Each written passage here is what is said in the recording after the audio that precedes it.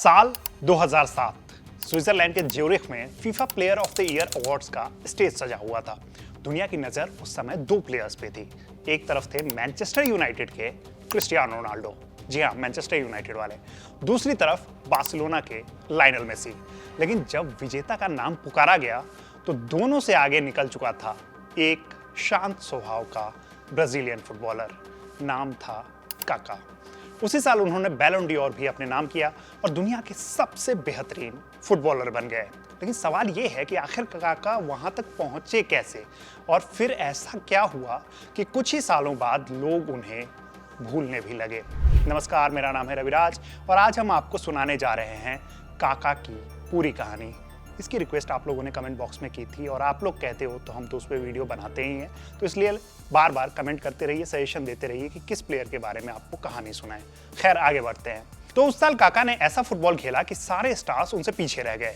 AC Milan के लिए उन्होंने यूएफए चैंपियंस लीग जीती, टूर्नामेंट के टॉप स्कोरर बने, UEFA club football of the year, FIFA world player of the year और बैलन ड'ओर जैसे बड़े अवार्ड अपने नाम किए। बैलन ड'ओर की वोटिंग में उन्होंने दूसरे स्थान पर रहे क्रिस्टियानो रोनाल्डो को पीछे छोड़ा।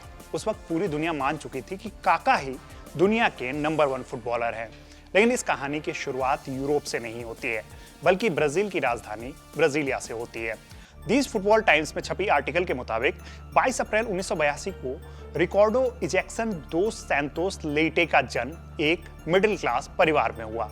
जी हाँ, ये काका का ही नाम है, आप लोग कंफ्यूज मत होइए, क्योंकि ब्राजील के जो प्लेयर्स होते हैं उनके नाम ऐसे ही कॉम्प्लिकेटेड होते हैं, हर प्लेयर्स के नाम ऐसे ही होते हैं, बस उनको एक निक नेम दिया जाता है जो पूरी दुनिया जो है उसे प्रोनाउंस कर सके। दुनिया उन्हें काका के नाम से जानती है, लेकिन क्या आप जानते हैं कि ये नाम किसी कोच या मीडिया ने उन्हें नहीं दिया था। ये नाम उनके छोटे भाई की जुबान से निकला था। वो रिकार्डो नहीं बोल पाते थे, इसलिए उन्हें सिर्फ काका कहा जाता था, यानी कि उनका जो छोटा भाई था वो उन्हें सिर्फ काका कह पाते थे। धीरे धीरे पूरी दुनिया उन्हें इसी नाम से जानने लगी। उनके पिता बास्को इजेक्सन परेरा लेइटे सिविल इंजीनियर थे, जबकि मां Simone Cristina Santos Leite school teacher थी। यही वजह है कि काका का बचपन उन ब्राजीलियन प्लेयर्स से बिल्कुल अलग था जिनकी कहानियां गरीबी और फेवेला की गलियों से शुरू होती है। बाद में परिवार कोई आबा गया और जब काका करीब 7 साल के हुए तब उनके परिवार जो है वो उनके साथ साओ पोलो में जाके बस गया। यहीं से उनकी जिंदगी ने नया मोड़ लेना शुरू किया। काका बचपन से ही सिर्फ फुटबॉल के दीवाने नहीं थे। द गार्डियन की रिपोर्ट के मुताबिक उन्हें टेनिस भी काफी पसंद था और एक समय उन्होंने प्रोफेशनल टेनिस प्लेयर बनने का भी सपना देख लिया था। लेकिन आखिरकार फुटबॉल ने उन्हें अपनी ओर खींच लिया। 8 साल के उम्र में उन्होंने साओ पालो क्लब की एकेडमी ज्वाइन की। कम उम्र से ही उनकी टेक्निक, स्पीड और मैदान पर फैसले लेने की क्षमता अलग दिखाई देने लगी थी। 16 साल की उम्र से पहले ही उन्हें अपना पहला प्रोफेशनल कॉन्ट्रैक्ट मिल चुका था।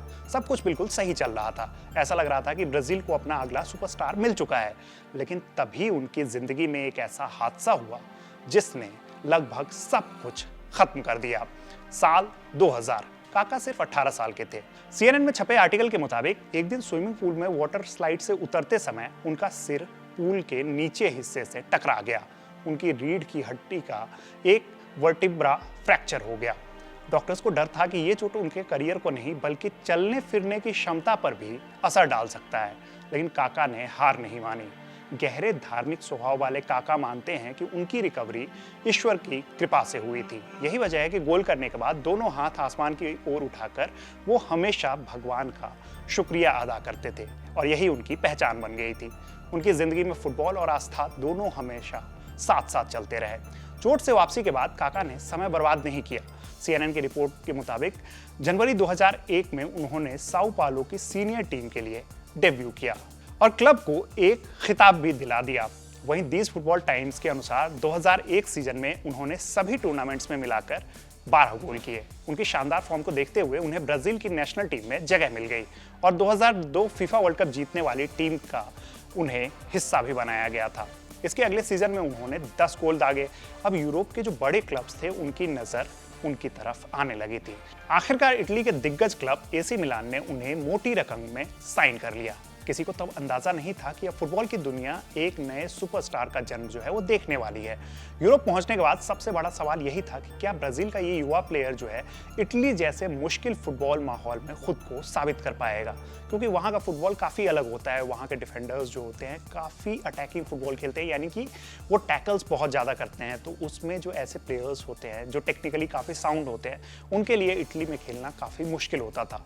दीज फुटबॉल टाइम्स के मुताबिक उस दौर में एसी मिलान में सफल ब्राजीलियन प्लेयर्स की संख्या बहुत ज्यादा नहीं थी।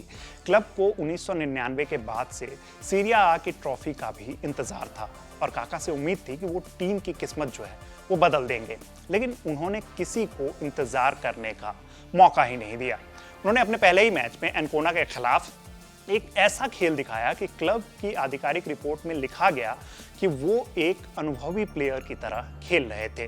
पहले ही सीरिया आ सीजन में काका ने 10 गोल किए, 4 असिस्ट दिए और कार्लो एंचेलोत्ती जो कि महान कोच है, उनकी टीम को लीग का चैंपियन बना दिया।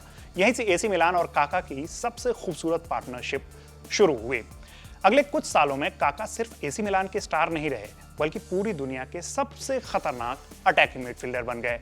ब्लीचर रिपोर्ट के मुताबिक उनकी सबसे बड़ी ताकत सिर्फ गोल करना नहीं था, उनकी सबसे बड़ी ताकत थी गेंद लेकर काफी लंबी दूरी तक रेस लगा लेना, यानी कि डिफेंडर्स जो है उनको ड्रिबल करते हुए आगे निकल जाना और सही समय पे ऐसा पास देना जिससे मैच का पूरा मोमेंटम बदल जाए। 2005 के यूएफए चैंपियंस लीग फाइनल में लिवरपूल के खिलाफ उन्होंने 2 शानदार असिस्ट दिए थे।